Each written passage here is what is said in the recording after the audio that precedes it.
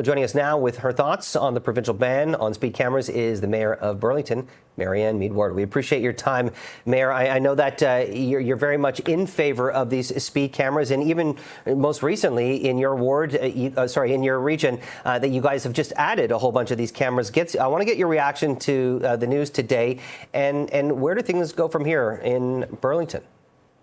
We are just getting started, and I will say that I want to directly appeal to the Premier and his, as a father, as a compassionate person, as somebody who will change his mind when presented with evidence. The facts are that these slow down speeders and they save lives, and we're just getting started in Burlington. All six, so a total of six, we're stepping into this very reasonably, are around our schools, our elementary schools and our high schools. We already have speed bumps. We already have community safety zone, flashing 40, flashing 30 signs. We already have pedestrian walkovers. We have it all. And it doesn't stop the speeders.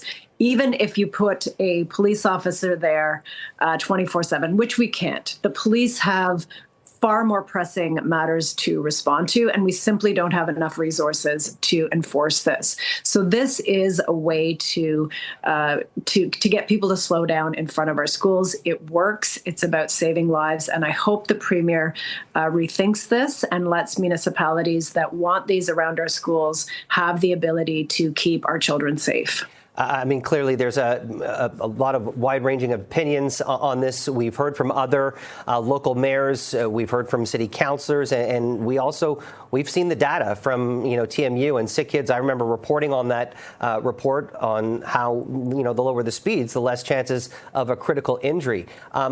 Is there a happy medium here that could be met to, I guess, satisfy, some people who are getting dinged for going 9 kilometers over and getting hit with a $100 and $150 ticket, and also at the same time putting in safety measures that are going to create safer streets?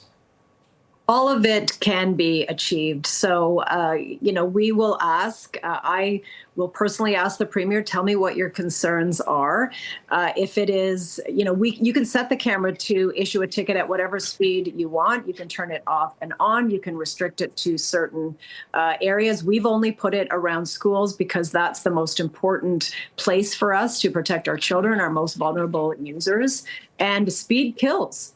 Your chance of surviving a vehicle hitting a pedestrian or a child, your chance of surviving that goes down exponentially the faster that driver is going. The kid will not have a chance to survive that. So let's not have that. And I'm happy to work on any sort of compromise, carve out. Let's keep it in front of our schools and not take that right away from municipalities to keep our cities streets safe. There's been a lot of critics of the Premier saying that, once again, he's kind of overstretching his powers and butting in on municipal issues. At the same time, he also grants many mayors strong mayor powers.